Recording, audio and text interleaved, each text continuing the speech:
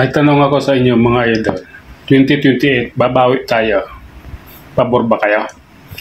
Pag naupo si BP Sara sa 2028, babawi tayo. Tayong 32 million na bumoto sa kanya, babawi tayo. Payag ba kayo? Okay ba sa inyo yan? Tandaan natin 2028, talagang hindi na tayo papayag na magka-loko-loko pa. Babawi at babawi tayo para mapanagot yung nag-traidor sa ating bansa, si Marcos. Kailangan managot yan sa kasalanan ginawa niya. Kaya sa 2028, iloloklok natin si BP Inday Sara bilang bagong presidente ng Pilipinas.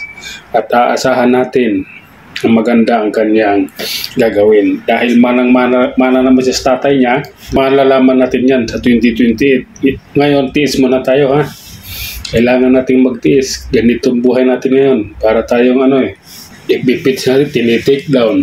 TikTok account, tinitake down. Pati YouTube account, tinitake down. Lupit Marami silang kabalbalang ginagawa. Tingnan ninyo si Mr. Rio. Yung isang YouTube account ni Mr. Rio, hindi siya pwedeng mag-upload dun. Dahil nagka-copyright. Pag nag-upload siya, copyright. Pag nag-upload siya, copyright. Kaya hindi siya mag-upload doon. Ilang Facebook page niya ang tinanggal ni Meta. Kaya sa 2028, kailangan na talaga nating bumawi. At siyempre, yung 32 million, pabor na pabor yan.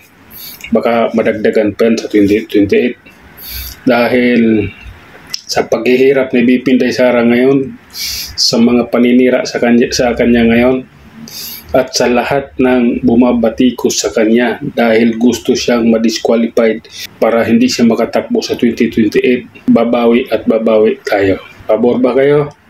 Kung pabor kayo, comment nyo rin dyan sa comment section. Kailangan magkaisa tayo. Kailangan nating isulong ito. Ngayon pa lang, umpisa na natin. Ngayon pa lang, ipapalaganap na natin. Sa social media tayo mga ngampanya, dito natin dadaanin dahil dito ang malakas. Dahil kahit pagdating sa bulubundukin, pag may ditayan, mapapanood nila Hindi katulad nung radyo na pati TV na nakokontrol ng gobyerno. Hindi nila tayo kayang kontrolin. Kaya i-follow nyo ako, subscribe nyo ako, palalaganap natin to. Kung papabor ka sa 2028, comment ko dyan ng oo. O hindi ka man pabor, comment ka rin dyan dahil alam ko may mga baser dyan. Okay? Kailangan nating simulan ito, kailangan nating ipagpatuloy ito para sa bansang Pilipinas, para kay BP Inday Sara. DDS tayo, lalaban tayo. Hanggang dito na lamang. Maraming salamat.